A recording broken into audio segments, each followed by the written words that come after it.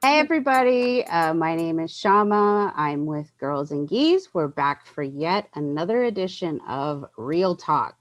In this episode of Real Talk, we'll be talking about building a presence of women within your academy. I have three experts on with us today. We have multiple time IBJJF World Champion, legend Emily Kwok.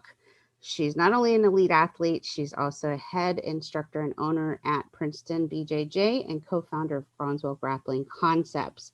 In addition to Courtney Pratt, she's at MXT Black Belt out of Nova Scotia, Canada. She's been teaching women's programs since for 11 years now, and she's a founder of the group Women That Fight. Last but not least, I have Jill Baker. She's a black belt out of Baker's BJJ. She's a multiple-time Masters and Pan Am World Champion. She's also the co-owner and instructor at Bakersfield BJJ. She is head instructor of the Bakersfield Riveters Women's BJJ program, in addition to the founder of SoCal Women's BJJ Open Mat. So it's a pleasure having you guys on today. I'm really excited for this discussion. I think we have a panel of experts here that are going to offer some great advice for all those that are listening and watching today. And so let's go ahead and dive into it. So first off, do you guys think it's important for academies to invest in building a women's presence in your school? And if so, why? Firstly, thanks so much for putting this on. It's always fun to be able to engage with you and be introduced to other members of the community. So Jill, great to meet you. Courtney, fist pump, we've met before. And I mean, I'll just take a shot and say that I absolutely think it's important to create a women's community within any school. But more importantly, it's just I think of it largely just as a community. So women are an important part of any community, and that's just sort of holistically how I look at it. Absolutely. I think it's so incredibly important. And Sham, I appreciate you so much for having these conversations so people can hear what makes them so important in a community. I've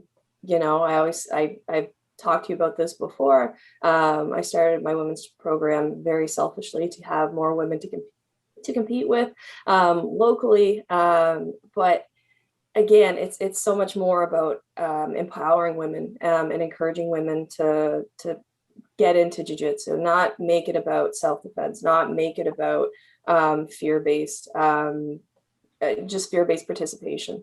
So I think it's huge. Yeah, and I would agree with both of you. So I absolutely think it's necessary for women to be in the gym. It's like when we started probably, 15, 20 years ago, all of us, we were probably the only one or maybe one of two or three people training. And I've just seen the beauty of like more and more women training and just introducing women to the beauty of jiu-jitsu and what it can do to change your life too. And to like eliminate a whole group of people from jiu-jitsu would just be so unfair and so like taking away from progress that we've made. So yeah. So what are some of the benefits by having, obviously all of us are advocating for this, but as a business owner, what are some benefits that you'd like to kind of offer to them? Like, why should they invest in having women in their school? Why should they make a notable effort to do so? Well, I think it brings just a whole nother aspect of the gym to training. We have a women's only program, and the girls that bond with each other and then move on to train with the co-ed classes as well. It's just a whole nother good aspect where if it's just guys, sometimes it gets very I don't know if competitive is the right word, but like they're just there to fight sometimes, and I don't know, just girls bring a whole fun, new, like wonderful aspect to the gym. So yeah. Yeah, I usually call it when the guys get broed, and it definitely gets a different atmosphere in the gym. I find when it's just a male culture, not taking anything away from male teammates, obviously, but yeah, it's when gyms make an extra effort to have women come into their club, it's seen seen as a more open space. It's seen as a more welcoming environment. And I think for both male and female, that is really important, for the guys as much as the girls. I sort of echoing off of what Courtney and Jill have said, I really look at it as we should be thinking about how to model real life, right? And the reality is none of us live, I think, in an exclusively, male, female, they, them, only children, only teenagers, only adults, only seniors. The reality is most of us have a presence of all of these different types of people in our lives. And I think, we go back to that old saying of like moderation is key. I think it's really nice to be able to contemplate how we have balance in all the different types of communities that we can be involved in. A big theme for me in my gym is just creating a more inclusive and diverse space so that we normalize the idea of, women and children and men being able to hold any role and be an integral part of anything that we do. Yeah, and going off of what you said, Emily, it's really been a nice thing to see the whole family come in and train. So now it's not just dad that trains now, and now it's not just dad and his son that train. Now it's like dad, mom, sister, brother, everyone is welcome. And the fact that they're all doing it together gives them a little extra bond as well in their family, I think. So it's good for us, it's good for them as well. Yeah. So now the big question. So for those that are tuning in today or in the future to watch this later on, what advice do you guys have for those that are saying, I want to build a more inclusive environment. I want to build a more female friendly environment so that I create this environment that you guys are talking about. What are some steps that they can take in order to do that? If you build it, they will come. Like Kevin Costner, maybe I'm dating myself here with Field of Dreams, but I will say that, look, it's not a given that every gym will have a female that is of a high rank that can lead or wants to lead. Mm-hmm. I think maybe one thing I want to touch on here is that I see the tendency a lot of the times when there is a woman, any woman that trains, that she automatically gets put into some sort of leadership or mentorship role, which is beautiful on one end, but on the flip side is sometimes unfair because that individual has a difficult time being able to then experience her jiu-jitsu journey however she might like to feel it. And there is some pressure or there is some sense of, okay, I should step up and give back, when a lot of times men might not be in the position where they have to do so. So I commend a lot of the ladies that have to step up or try to step up to help out, but to also remember that jiu-jitsu is your own journey and it's your own thing as well. But to that, I also say that I've met a lot of male academy owners who are concerned and want to create a space for more women or to have more female energy in their school. And the advice that I usually give them is literally create space for them. Make sure they have their own changing room, not a broom closet, not a dusty toilet bin. It's really important that you just give them some space to be acknowledged. And, if it's not proportional, okay, fine. Like if you only have 20% of the women, 20% of the students in your school are female, maybe they don't need a 500 square foot changing room, but make them a nice changing room that is a proper changing room and not sort of casting them to the outside. I think also just building them some space on the schedule. If it's of interest to you to have a women's program, I per se at my gym don't have a women's program. I've done this before, but for myself now at this point in my career, I am trying to normalize women at the front, front of the class, male and female, front of the room as a gym owner. But if you can't do that, or if you're a male run school and you want to have females, just give them the space. And if you acknowledge the space and you don't allow that culture to be violated, and I'll just leave that as a big word, I think that women will come willingly and you can really nurture and foster a beautiful community. Absolutely. I mean, I have my women's class mostly. Well, I mean, I started it early off, and it's essentially what you were saying, Emily, about females sort of being put into that role. I wish I hadn't been put into that role as early on as I did, because it was a lot right away. So I think making a point of saying, just because you have higher ranked females in your school doesn't mean they have to automatically be put into a leadership position. Luckily, the women's class, for me, I grew to enjoy it. I think having that space for women is huge. I do know I have many students that have come through the door that say they would not have come through the door if it had been just a male-led class or in with other men, whether it be past trauma, whether it be just not feeling comfortable, or that old adage with the gym, you want to feel like you're in shape before you go to the gym. And the women's class, it was lovely because it was a stepping stone for them, because a lot of those people went and had the experience within the women's class and moved on to co-ed classes.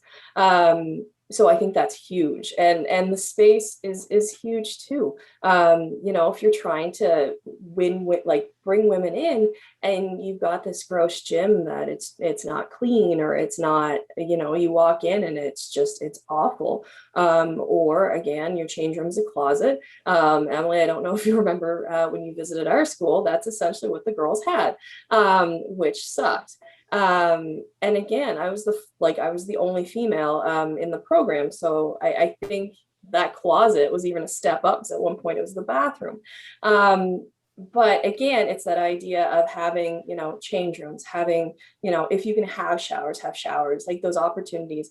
And I think scheduling is huge. Again, Emily and Jill, you guys are both moms, and I know like a lot of times for parents, it's difficult. It's hard to, you know, women are often the caregivers. They're often the ones that are expected to be with the children. They're all often expected to be the ones to put their needs behind everyone else's. So being mindful, if you are doing a women's class, what the schedule looks like, what you can offer people. And I kind of am of the mindset that I appreciate what both of you said, and not to disagree completely, but when we started our women's program, I was a purple belt, and so I had that uncomfortable feeling of like, I'm not sure I know enough to teach these people, you know. And so when they would come in, I was like, okay, so I'm just going to show you what I know. But it was mostly the moms that were coming to class at first that had been sitting and watching their kids for so long training, and they were just excited to have a little bit of time to learn something new, to grow with other women, to do all of this. So the women's class like provided that whole thing. And then as far as like, I was like, you know, still new pretty much in my journey. And as far as that, it was like just living in compartments. So when I was in the women's class, I was a leader because I had a little more knowledge than these girls that were just starting, you know. But then when I would go and train in the co-ed class, I didn't feel, you know, like, I didn't feel responsible for the other girls that were training on the mat. Like I felt like I could go and I could train and I could learn, you know, with men or with women, whoever. And I didn't feel like I had to, you know, like be a leader in that aspect. So yeah, it's all been positive. Were there any other steps that you guys took in your school that kind of helped bring in more women, other than you taking on that leadership? Oh, go ahead, Emily. Oh, no, I liked where you were going with it, but I just wanted to add on to what Jill said, compartmentalizing. You know, I think this is kind of a struggle that as females, I don't know if we're just like handed that baton or like handed that plate where we have to carry a lot of different plates. We have to play a lot of different roles. And I don't know I don't know that I'm necessarily going to have a discussion about how fair that is or not, but I think it's really important that we're mindful as women that we get what we need as individuals, because we do have to serve so many other roles. And it's really easy for us to always have to compensate, or always have to do with less, or always have to fit in, because, you know, we have to flex so much. And Courtney, it was really interesting when you were saying that thing about when we first met. So I had the pleasure of meeting Courtney, gosh, was it like 10 years? It was a long time ago. I was purple, so it was probably 8 years ago. I think. So on one hand, she was the only female in the program. And to hear you say like there was some, you know, like you felt some pressure or role to like have to nurture or build another community. Like the flip side of that is also that her instructor had reached out to me at the time and wanted to help support her. You know, so like I always like to mention that it's really important that as a community that it's not just women leading women and women supporting women, but it's also men supporting women and men creating those opportunities and understanding and recognizing that they might need more, like we might need more. And so to where you were going next, Shama, with like things that we might have done to help out, like I think early on, I definitely had programs where I might have run workshops where I asked men to bring in significant others or women in their lives that they wanted to introduce the sport to, because a lot of times I think for men who get involved, their girlfriends, sisters, mothers, you know, cousins, they just get subjected to being like, hey, can I try this on you? And they never really get the opportunity to be introduced to what jiu-jitsu is for themselves. And so I think sometimes creating opportunities for women to engage with the art or engage with the sport on a level that's completely their own is super important. Mother-daughter type of events are always really fun. I also, you know, I've run a women's program and run camps for years with Groundswell. I think, if I'm not mistaken, when we did our first camp in 2009, it might have been one of the first camps in North America. And I remember with Felicia O, we had spoken about the fact that, you know, when we started asking if people wanted to come, it was like, do you even think anyone will show up? And we're like, maybe 4 or 5 people. And that's what we really thought in 2009, 4 or 5 people will show up and maybe we'll train. And that started something big, you know, and like we started seeing that there was a demand for it. Even though it was small at the time, it was powerful. And, you know, a decade later, we see so many more camps, so many more women's events. You've, you know, picked up Girls and Gis, and it's just really nice to see how much the community has flourished, because I think it's just about creating opportunities for all of us who otherwise don't get to connect with people that might be like us. Yeah, absolutely. What about you, Jill and Courtney? Was there anything else like that kind of drew the women in? Was it just kind of advertising, hey, we have women's classes? Was it word of mouth, or what kind of brought them in the door? We didn't do a lot of, at our gym, we didn't do a lot of advertisement per se. For me, like, I feel like I'm a gentle nudger. So I'm like, you know, I'll be doing kids classes with my husband or whatever, and then see the mom and be like, you know, you could do this too, just to plant those seeds, you know?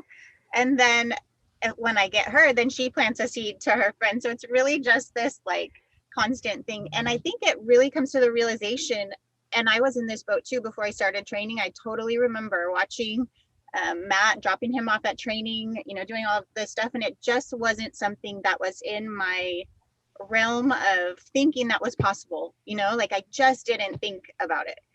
And then one day I saw a girl on the mats where he was training. I was like, whoa, like what? Like I could do this too, you know? So it was just this like, oh my gosh, you know? So for them to see, look, and like, I think it's important for women to see representation of themselves on the mat. So if there's a woman that's overweight that's training, and because sometimes that's a big thing, like I'm just too big to do this, I don't think, you know, I don't feel comfortable, I have to get in shape first, blah blah blah. But if they see another woman, you know, that represents their body or represents, you know, what they look like, then they're like, oh yeah, I could do it too, and I might just love it, you know. And so that's kind of been like the gentle nudge, the encouragement, and has just brought about a huge thing. So it's been good. Absolutely. I think some of the challenge is getting women onto the mats. Sometimes it's just as simple as getting them into the space. I know in the past, when we had a student that was actually a yoga instructor, we had offered yoga classes before, I believe it was before our women's class, just to give, and we advertised it as yoga for jiu-jitsu, so the guys didn't avoid it. But you know, we offered that so that, again, spouses were getting their wives in, they're getting people. And then it was like, oh, hey, you would see people getting suited up for the next class, and you would see, oh, we kind of get a little bit interested. I think that was huge, but also finding communities where that would be a really good place to sort of spread the word. If you have a university student that's in your class, in your programs, that was always huge for us. Halifax is really, really small in terms of on the broader scale, but we're a huge university town. So while we'll have a lot of people that'll be around for the university year, we still have a lot of opportunity for people to spread the word and bring friends in. Some of them are from Halifax, so they'll stick around. Some you might end up sending them back to Ontario and they'll keep doing jiu-jitsu there. I think it really depends. But again, finding those other communities that you can kind of be like, hey, why don't you try this out? Rugby players are often fantastic. A couple of my girls have played rugby in the past. But yeah, it's just kind of just seeing what else is out there, who you can reach out to. So we kind of talked about having women teaching these classes. Do you think that's something that's important? Do you think that if you are looking to develop a women's only program, that having a woman up there in the front is an important thing for owners to seek out, maybe outside of their academies or within? Or is this something that men can take on by teaching these women's classes? What are your thoughts on that? I'll take it. Okay, fine. Go for it, Jill. So just speaking from experience, we did attempt to do a women's class where my husband was the instructor, and he's a great coach, and he is very knowledgeable, very successful. But it just like we would have 2 or 3 girls, and then 2 or 3 girls again, and then maybe one time, and it just never took off the way that it took off when I started teaching, and not at all bragging, just purely because I'm a girl, and I'm a mom, and I had my kids, and I was kind of like balancing everything. I think they just saw like a possibility of being successful at jiu-jitsu with a women's program, And I think it's that understanding, again, Jill, you're saying from a mom's perspective, that a lot of times, and again, my class is sort of scheduled with that in mind, what's a good time for people. So I always found that with women, when they didn't really feel as comfortable with men, if they wanted to bring their child in, if they had to, didn't have childcare and had to have someone off in the corner, and what happens if their child got fussy, or what happens if they had to leave the mat. And they often felt like they couldn't really have that if they had a male instructor. And again, that's not necessarily everyone, but I think it's that understanding that women are a little bit more, we're taking care of our own kind of thing. And again, men teaching, I know there's, for me personally, students, I know there will be a few women that wouldn't have started had it been a male instructor. That again, it's that comfort level. For some of the people, is about getting up close and personal with a man they didn't know, and it just wasn't easy for them to jumpstart it. So I feel like that's a huge draw. I don't think necessarily having a male instructor would be a huge, a massive deterrent for the majority of people. I think we'd still see people joining if it was a male instructor. What about you, Emily? Yeah, I agree with both the ladies. The other thing I just wanted to say is, I've been doing this for about 21 years. And so I've run women's classes. I've been part of women's classes that were taught by men. I've been in schools that had no women's programs. I was the only woman in a school. And one of the things that is really important to me is, at this point, I said earlier, trying to help normalize women at the front of the room. But that being said, it's a bit of a double-edged sword, right? Because in the same way that we might think that, or a lot of women might feel that I don't feel comfortable taking a class that's instructed by a man, I would love to get to a place where, as a female academy owner, I don't have to worry about men not wanting to take classes because it's a woman teaching, right? Or a woman that owns the school. So I think that like this space is delicate, but it's important that we have to try to make do with what we've got. I'm a big fan of trying to meet people where they are. And I understand that it's difficult for some men to, know how a woman thinks or cater to a woman. But in that case, I always just tell people, like, let's just try to communicate and ask questions, ask the woman, if you're a male who's trying to open up more women on the mat at your school, and you want to have a class, ask the females in your life what makes them feel comfortable, like what would help them try something like this. Maybe it's not possible for you to have a female instructor or an assistant instructor all the time. Maybe you don't have any women. Maybe you're trying to generate a community, and in that case, maybe bring in a seminar instructor or some friends to help you jumpstart the program. But I think so much of building more diversity is about knowing where we are as a start, and then finding ways to build upon that foundation, and recognizing that we can't always have everything that we need to have. And so each of us on each end needs to make some compromise, right? And like, it was a big fear of mine when I opened up a school 10 years ago that I wouldn't be successful, because I thought, how many women are training jiu-jitsu? How many men would potentially actually want to come train with a woman? And, 10 years in the making, I do have a male business partner, but I can also see that a lot of the students are there regardless of whether he's there or I'm there, and when I bring in female instructors for seminars, they're well attended by my male students because it's really normal for them to be instructed by a lady. So I think it just, as females, we have to also embrace the fact that there are some amazing, incredible men in our lives who want to help us grow, and that they exist everywhere. And that, if we don't have a woman at the front of the room, that doesn't mean that we can't learn from the men either. Absolutely. So when you started your program, Courtney, we see a lot of academies kind of advertising self-defense, right? That's like their catch-all. Oh, we can get more women if we kind of focus on that self-defense. Was that something that when you started, you kind of had that intent, or was it? What are your thoughts on schools that are using that as kind of the getting them in the door type of thing? I mean, if that's their go-to, that's their go-to. If that's what they want to focus on, that's what they want to focus on. I just know that when I started, I was one of those spouses that sort of was the grappling dummy at home. So that's what pulled me into training. But when I trained, it was fun, and that's why I stayed. That's why I kept doing it.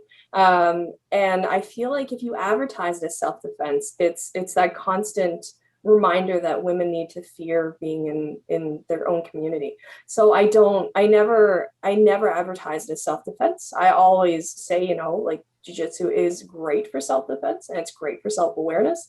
But I've never advertised it as a self-defense purely for that reason.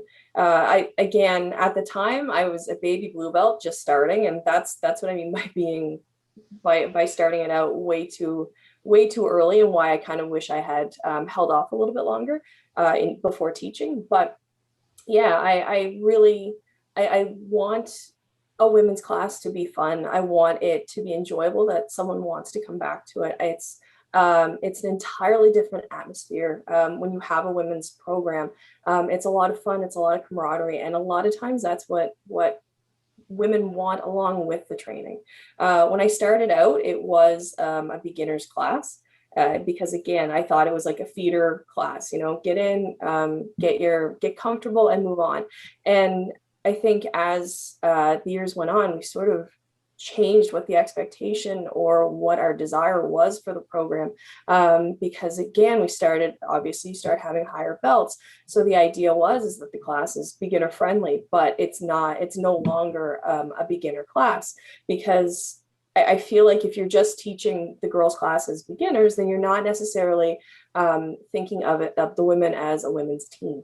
So that was a lot of my intent when I started. What about you, Jill? Did you have any kind of specific curriculum like that maybe was a little bit different than the way that you would have structured the co-ed classes that you teach when teaching women? Yeah, so when we first started, I was kind of the mindset of like, it's really scary to ask women to get on the mat and start wrestling. Like women aren't naturally like, I don't mean to like gender bias or anything, but I just feel like little boys grow up wrestling each other, like pushing, being pushed back, like this and that.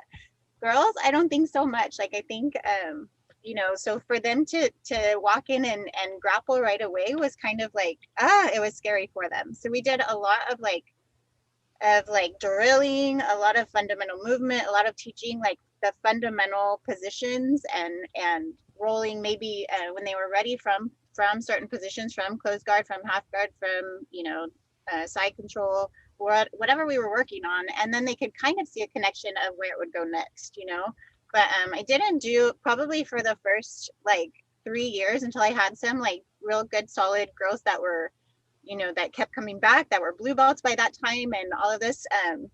We didn't really do a lot of like live training in the girls class. We did just a lot of movement.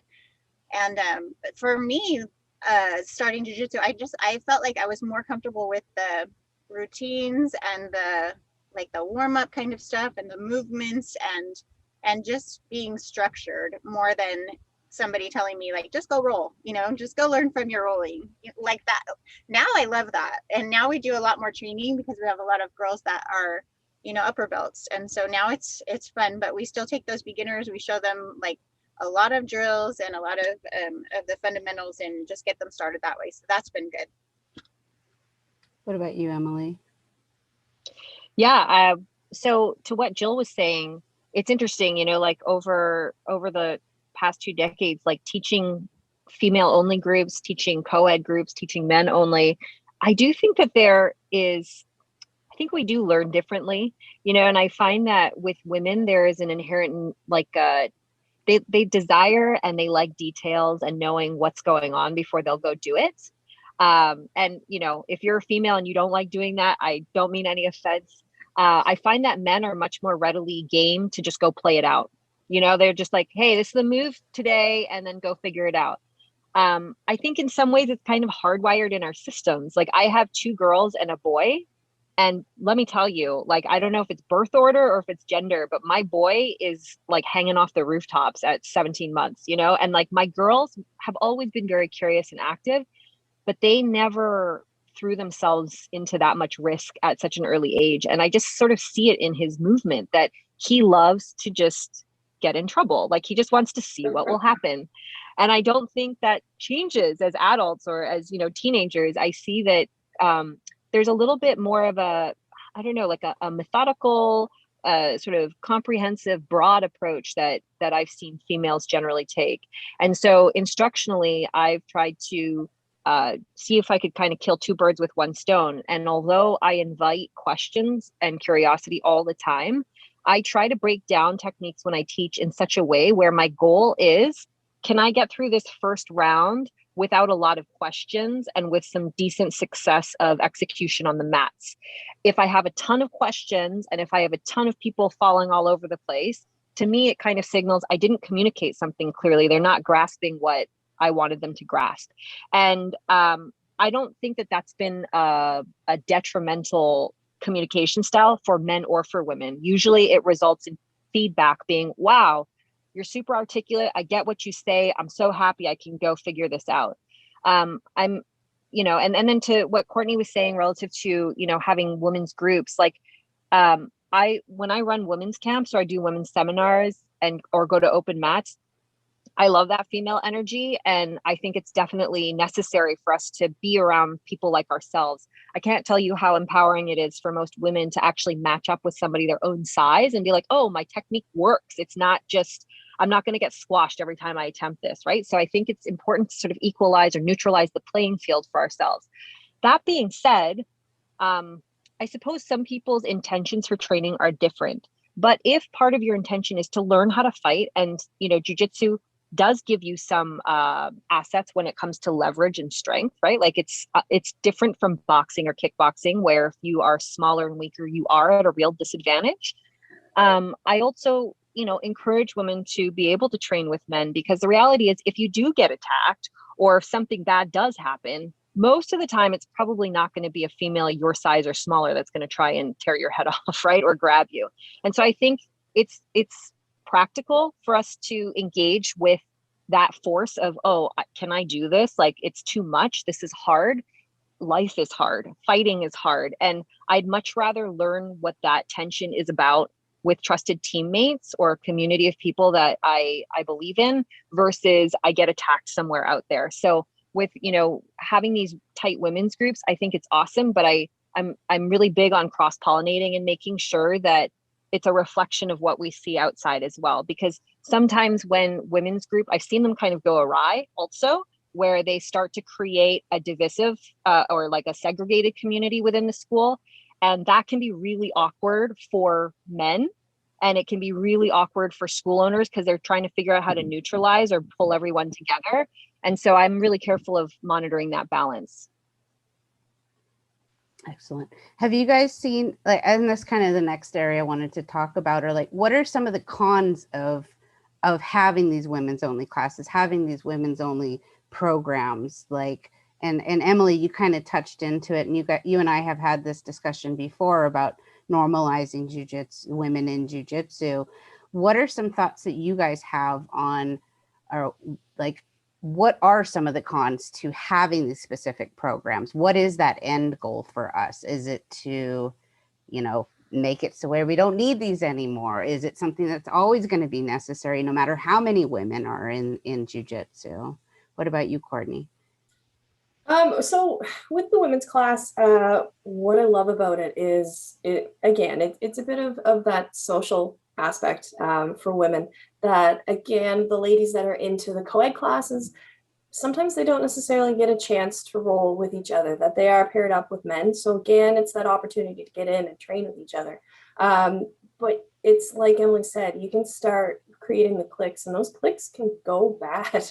They, like, again, because people get to be friends and they get to be friends outside of the gym, that a lot of times that outside stuff can get brought into the gym, which can often, and I mean, again, it happens with men, it happens with women, but I find with women, we end up being so much closer.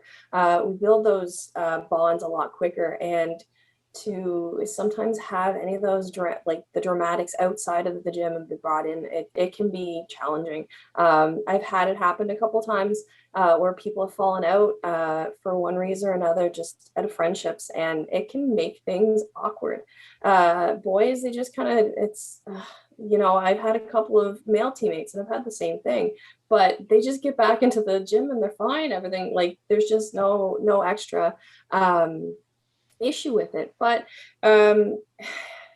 sometimes I feel like if there's just with the women's class and with the women that, you know, maybe don't feel comfortable with the men, sometimes they get just complacent with not trying to challenge themselves, that they're fine just staying in the women's class, not necessarily using it as that stepping stone that it should be used as to get comfortable in the co-ed classes as well.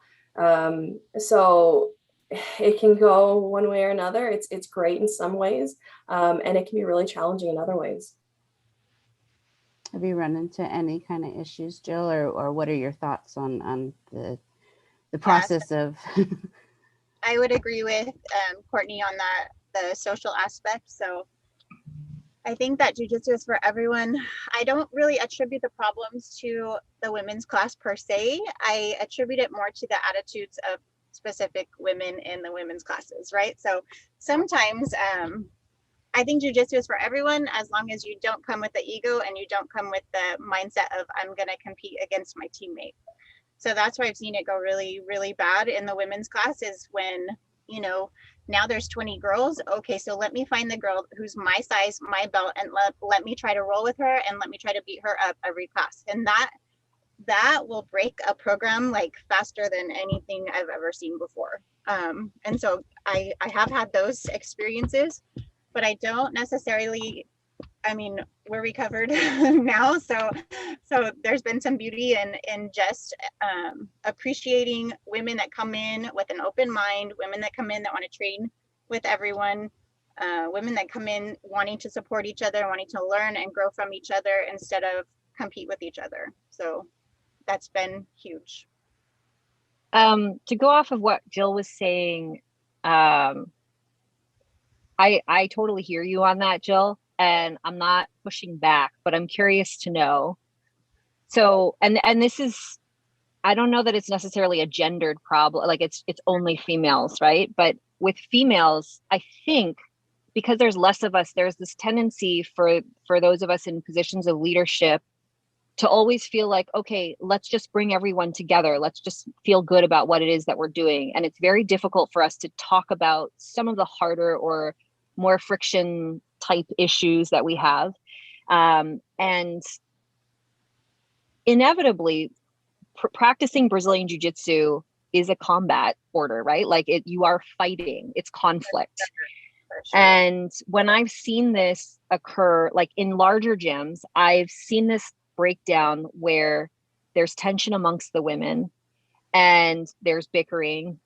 And women, I think in terms of resolving conflict, let's not say resolving conflict. When they get into conflict, I think they're much more psychologically manipulative than they are physically, right? Like I think that men, in my experience, are just more happy to punch it out and then they don't hold a grudge. But women will manipulate a situation to no end, right? And try to get everyone to gang up on you. So in this particular situation, there was a lot of tension amongst the ladies. And let's just say the ladies' population was 15% of the gym.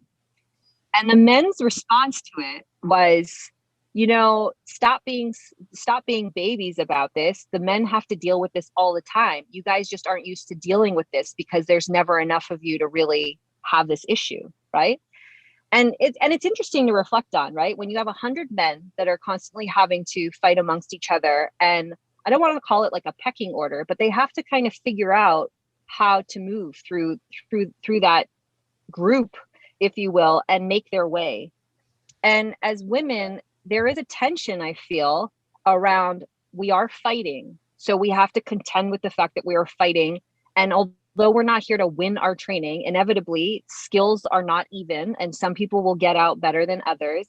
So how do we navigate that territory without making enemies of ourselves? And I just kind of want to call that out because I feel like a lot of the times as women, we sort of migrate more towards, oh, let's just feel good about the fact that we're all together and let's not try to beat each other up. Right. But we do beat each other up. I just want to call out that it's a very complex space. And I don't know that there's always a right answer, but it's worth mentioning that we can't pretend away or wish away the fact that we are fighting. And so I think that these types of situations are really delicate and we have to be mindful of them. If we're going to cultivate a female community, or if we're going to, if that community grows and we see certain tensions erupt, that this naturally happens because of what it is that we do. The last thing I also want to just say about women's communities as a whole is, if we don't want to be the other, we can't be the other. And what I mean by that is when I see a lot of women asking for equality in the space, I think we have to learn how to make our way and negotiate that space versus say, we want exception to the rule. We want to be treated differently, but then we want to be treated equally as well, right? We can't have our cake and eat it too. And so I just think that as females, as we grow in numbers, as we have more representation, we have to understand that it's all of us. It's not just one of us. It's not just this group or that group. And so if we want to have a positive platform, we have to figure out how we're going to do that without segregating ourselves too much. Because I think that sometimes in order to make things grow, we try to focus our concentration and efforts in one place, which is good. But again, it's not a simple answer and it's not a simple solution to rise the tide for everyone. So I'm curious. So you and I have had this discussion before about, and you mentioned it previously in this conversation, and in how you've gotten rid of your women's classes. You've made your women's camps co-ed. What factors led you to kind of make those moves, Emily? And I know it's in efforts to normalize women in jiu-jitsu, but what steps or advice can you offer other people in achieving that? So what's interesting is with the women's camp, they were always women's camps for a number of years. And then an interesting thing started to happen after we did them for, 3 or 4 years. We had a lot of repeat campers, and the repeat campers would come back and say, hey, my husband or my teacher or my training partners would like to attend, but they're men. are you ever going to do something that will include men? And I was like, wow, you know, amongst myself and Hanette or Val or Felicia, whoever was running the camps at the times, it was like a bit of a, oh, like men want to learn from us. And so it was kind of reverse inclusion, right? We thought, oh, well, are we not being inclusive of the other end of the spectrum? And so we would experiment by, if we had like 3 camps a year, maybe one of those camps, we'd try to create a co-ed environment. Or we would do a women's camp, but we would invite a male black belt instructor to come be featured for one section. And it was sort of this idea of trying to integrate the two communities and actually show through like people's feedback, not our feedback, but people who would attend and register for these things. They would be individuals who would be men and say, we want to be a part of this. And so I think that was a really positive signal to try and embrace that at the time, because I think that sometimes we aren't embraced by men, right? Like sometimes there are schools that are like, I don't have time to entertain a women's instructor or a women's camp or a women's instructor. So it's we did that as a result of the feedback that we were getting. We slowed down a little bit in the last few years just because we've all had different opportunities and things popping up. But this year we're having a camp again at the end of July that will include Felicia and a number of other really amazing instructors. And it is all females, just to kind of bring that collective back together. But I say, you know, like pay attention to what's going on around you and talk to people, and they'll tell you, or if they don't want to talk, they'll show you with how they behave, what it is that they're interested in. Sometimes I think when you're a leader, you are also meant to introduce ideas that maybe the rest of your school or the rest of your team doesn't necessarily see yet. You know, that's the whole point of leading. And sometimes what you have to say and what you have to do isn't going to be popular. Like I know that when I've spoken before with you, Shama, on this idea of like normalizing women at the front of the room, that some other females have pushed back and said, oh, I don't think we're quite there yet. And that's okay. You know, like we're all kind of in this at a different level. And I just think, you know, if I'm looking further down the horizon, we're still walking the same path. Absolutely.